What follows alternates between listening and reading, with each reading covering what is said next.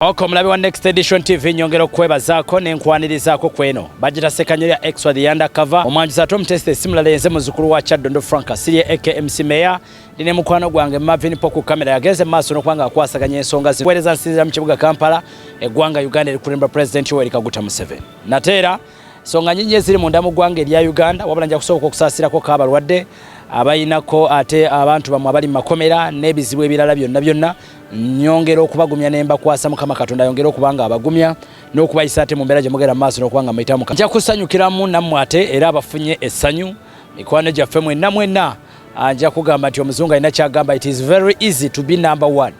but it is difficult to stay number one changu nnyo okubeera namba emu n'ekizibu nnyo okusigala nga gwe namba emu which means nti olwayo newankubadde oli musanyufu nnyo beera ng'okimanyi nti amangu ddala kiyinza okukyukamu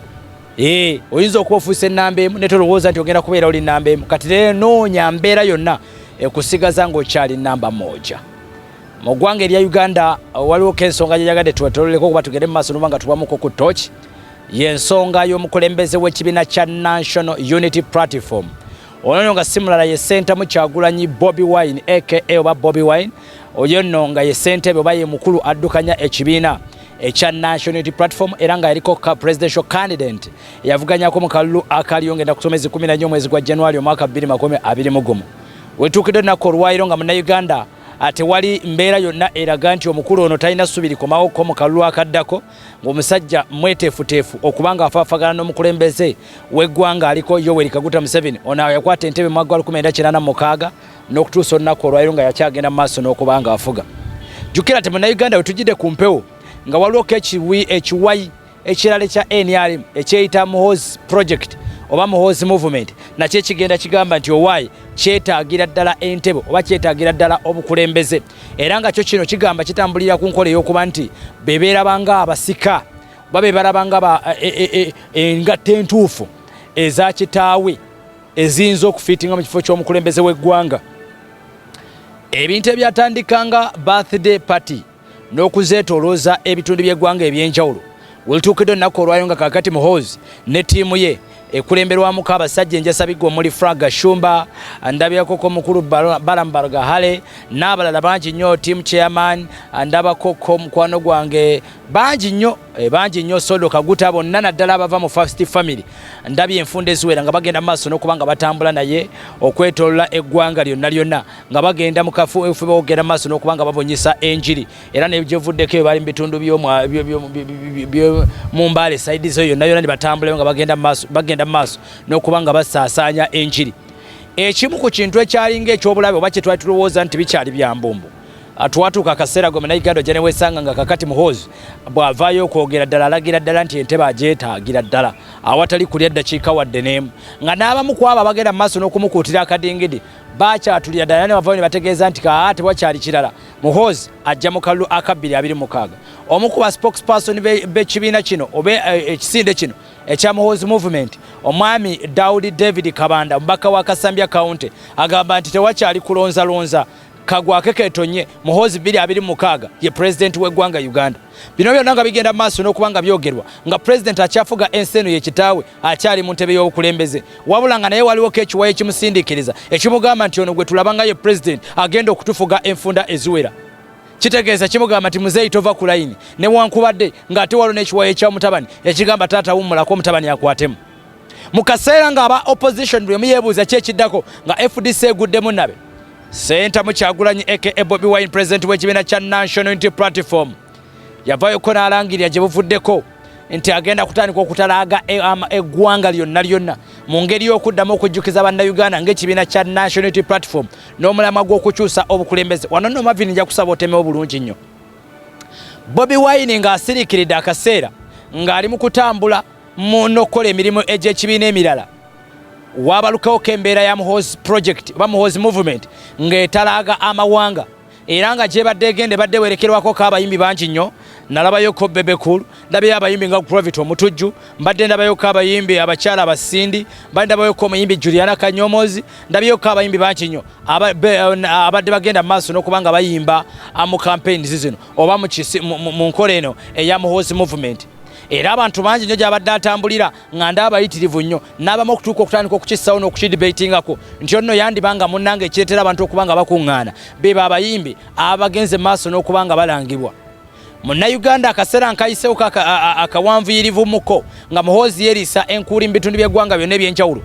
Ssentamu Kyagulanyi Bobi Wine yagaye nti naffe kaakati leka tutandika okuteraga eggwanga era nabwe ekyo yatandikira mu bitundu by'omu mbalala era namungi na siisi w'omuntu n'agenda mu maaso n'okuba ng'akwatira ku nguudo z'omu mbalala wonna nga baaniriza omukulembeze w'ekibiina kya National Unity Platform. Kano kabadde ng'akabonero akalaga nti Bobi Wine akyali w'amaanyi oba akyali wa nkizo bw'okompeyalinga n'abamu ku ba presidential candidates be tuyinza okuba nga tusongamu Kenwe abayinza okulabikira ku ballot paper mu mwaka ogulijja oba ogujja ogwa 2026.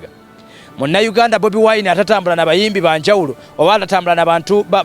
ba entertainment wabula okutambulira ku njiri y'okuba nti akyusa obukulembeze. Abantu banyo bagenze maaso n'okuba nga beeyiwa ku nguudo era nabwe ekyo bwe yava mu bitundu by'omu mbalala yolekera butereevu mu bitundu bya Fort Potro. Yes, yagenzeko ke Fort Potro wamma ne kigenda mu maaso n'okuba nga ate nayo alaga abaayo nti abaayi bye muli mu kwogerako nno birala. Tukyali basajja b'amaanyi nnyo. Na bwatyo nagerako ne mu bitundu by'e Kasese eyo nno n'aleka nga abaayo bakyamunyenyeza mutwe n'okkira endiga etenda enkuba nga bamutendereza amaanyi n'obuvumu bw'alaga. Bobi Wine mu kutambula kwe wonna atambuza kimu kyakuba nti ajjukiza bannayuganda nti essuubi likyaliwo ery'okukyusa omukulembeze gwayita nakyemalira Yoweri Kaguta Museveni era ng'agamba nti ebyokumugulowooza nti ayinza okugwamuko amaanyi n'okubuzaabuza abantu biro nno birabisa okuba nga byakumusibako matugambuzi kumuliisango. Era nabwe ekyo najjukiza bannayuganda okwongera okuba nga beebeereramu n'okukwatira wamu okukyusa obukulembeze. Wabula Bobi Wine agera maaso n'okuba nga akola bino ng'abantu abamu ku political analysts ab'enjawulo beebuuza nti ddala tudda mu kalulu aka ballot paper okujjako President Yoweri Kaguta Museveni. Is this the only solution eriwo y'okukyusa omukulembeze w'eggwanga? Jukira retired Colonel Kizza Besigye Warren Kifefe ono ng'ali president w'ekibiina kya Forum for Democratic Change eyavuganyako kumpi ebisanja ebiro ddala 3 omukulu ono ye mu ku nsonga gy'abadde agenda maaso n'okuba nga yeesibako ensangi zino kyekyokuba nti twandiyiyizaako pulaani endala okwawukanako n'akalulu ti President Museveni bwe kiba nga kyakalulu kiyinza obutabeera kyangu kyakumusiguukulula mu ntebe. Enkola yokka eyinza okubeera ennyangu mu kaseera kano ye y'okunoonya engeri gy'asindiikirizibwamu okuva mu ntebe wabula ngako nga kaakalulu kayinza obutamujja mu ntebe. Munnayuganda njagala kutegeeza nti constitution y'eggwanga Uganda ewa omukulembeze commander in chief okubeera nga yawa ranks mu magye yakuza abamagye yakuza abapoliisi oba security agencies zonna yalonda saabalamuzi yalonda akulya akakiiko k'ebyokulonda kwegamba omukulu ng'oyo abeera muzibu nnyo okulowooza nti oyinza kumala gaveri otandike omwemolereko naddala ku nsonga ezikwatagana n'okuba nti oba oliawo ebyakalulu kubanga omuntu agenda okulangirira ate yamuappointinga n'amuwa appointment letter ey'okumutuuzamu ekyo ekifo kitegeeza nti olwo ne bw'oba ogenze mu maaso n'okuba ng'oyagala otya kiyinza okubeera ate oba oliawo ekizibu ekyokumalaga mwanganga gwe munnayuganda agenda mu maaso n'okuba ng'ongoberera. Ekyabadde kitunuuliddwa kwe kuba nti poliisi egenda kukola etya ebitongole bye byokwerinda bino bigenda kumuyisa bitya Bobi Wine gyagenda okutambulira kubanga tubadde tulaba nga muhoozi mutabani w'omukulembeze w'eggwanga gy'atambulira nga tewali kuteetaaganyizibwa kwonna kwa poliisi. Naye munnayuganda twakirabyeko mu bitundu by'e Kabale n'ebimu ku bitundu ebirala naddala e Kabale kyasinze okuba nga ate kyeyorekera ng'abasajja olabira ddala nti bateekawoko embeera yogezaako kubanga bamulemesa ne radio mu bitundu by'embalala omukulu kwe yali agenze mu maaso n'okuba nga akyazibwa n'eggyibwako nekyongera ddala okulaga nti bano abasajja kino Bobi Wine ayinza okuba nga omupiira gwe yabaze nga gwe mutuufu yayagadde akikolere ddala mu kaseera nga ne muhoozi ali mu kutambula olwo nno kyongera okuba nga kiragira ddala ensi obusosozi obw'ekika ekyewaggula ennyo nti ate lwaki muhoozi mumukkiriza ate mutabani oba Bobi Wine Ssentamu Kyagulanyi ye ne mugenda mu maaso n'okuba nga mumugaana wabula okusinziira ku ebyokwerinda n'okwawukanako n'emirundi emirala bino byonna nga bibeddewo ku luno tekyasusse nnyo tekyabadde beyond nnyo nakwongera kubanga toba kibi nnyo okwawukanako n'emirundi emirala gyonna Bobi Wine gyazagenda maaso n'okuba nga alemesebwa okukyalako mu bitundu by'eggwanga eby'enjawulo. Olunaku lw'olwaleero nasisi w'omuntu abadde akwatidde mu bitundu by'e Mayuge jjukira nti munnayuganda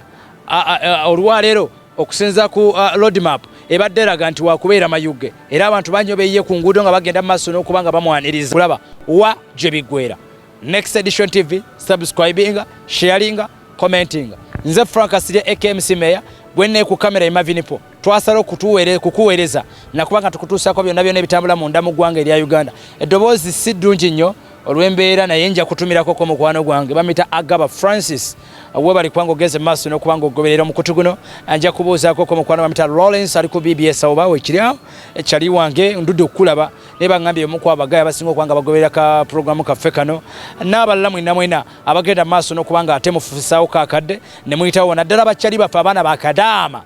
abali mu mawanga g'ebweru abali Dubai abali Saudi Arabia abali Kuwait abali Qatar abali mu mawanga gonna ag'enjawulo bannange mukola kya bbeeyi nnyo n'abatugobera ku Facebook page yaffe n'abatugobera ne ku YouTube channel yaffe n'abatugobera ku TikTok wonna n'ofuna akadde akasubscribinga bye.